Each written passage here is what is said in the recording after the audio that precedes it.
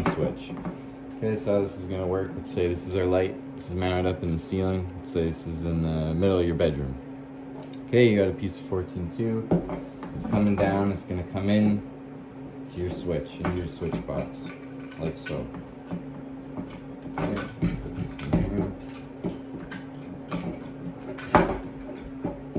Okay, tighten that down. Okay. So you got a wire, it's coming from your light, it's coming into your switch. What's next? Well, we need some power. So let's say from the panel, okay, you bring a wire in, it's gonna come into your switch in the bottom. Okay, like so. This is gonna be your power. Okay, so you got 2 blacks and 2 whites now. Now you wanna make sure you identify the wire that's going to